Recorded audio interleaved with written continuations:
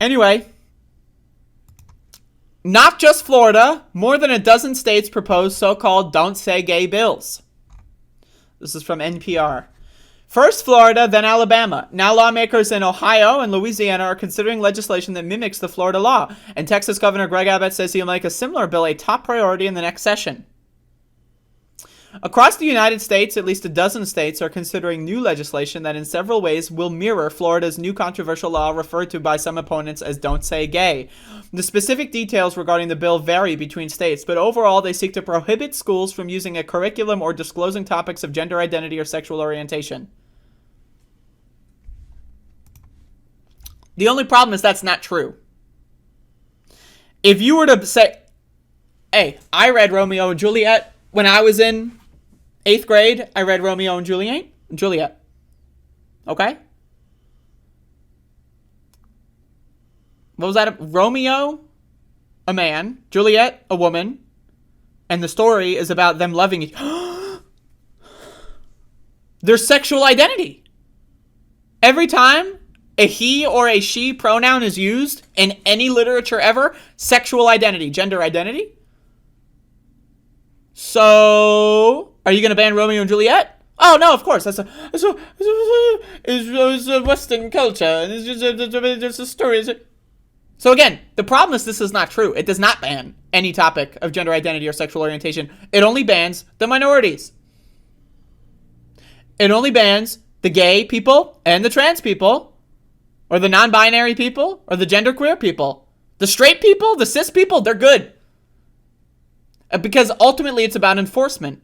They will defend this and say, well, we don't want any topic of sex. We don't want anyone doing sex in schools. Meanwhile, the same Republicans are voting for anti-trans sport bills in schools.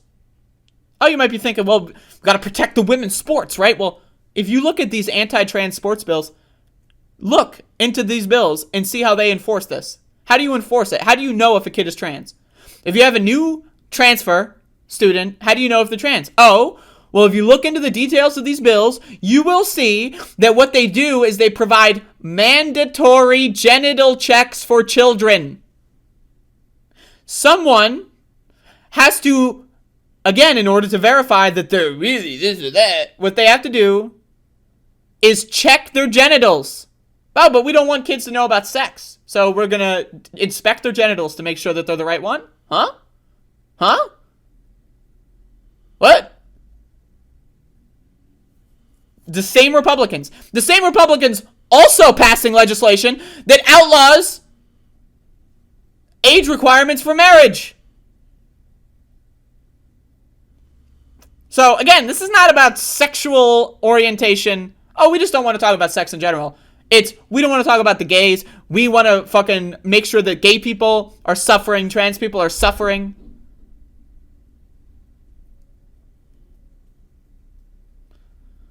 You shouldn't be allowed to wear wedding rings if you're a teacher.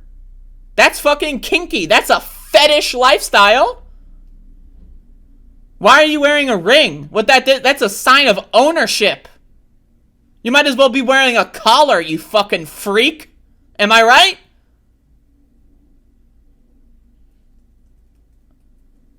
But no, it's only going to be for gay people, and it's only going to be for, again, if it was banning sex, any reference to sex or gender across the board, maybe, okay, sure, maybe we can have that conversation.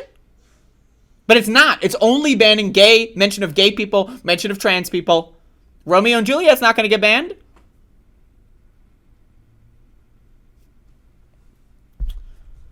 So anyway, you can read the rest of this yourself. But Alabama, Arizona, Georgia, Iowa, Louisiana, Missouri, Oklahoma, Tennessee, Ohio. There's more coming. These people are, again, terrorists. They are fascists. They are Christian fundamentalist fascists. The same people that whine about Sharia law, Sharia law.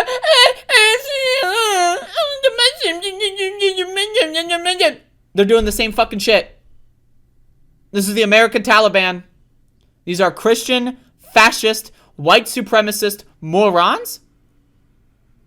And, again, they want to marry your children. They want to inspect your children to make sure they've got the right body type. Wink. Because otherwise, they might be a filthy tranny. It's fucking ridiculous. Fuck them. And what are Democrats gonna do? Nothing.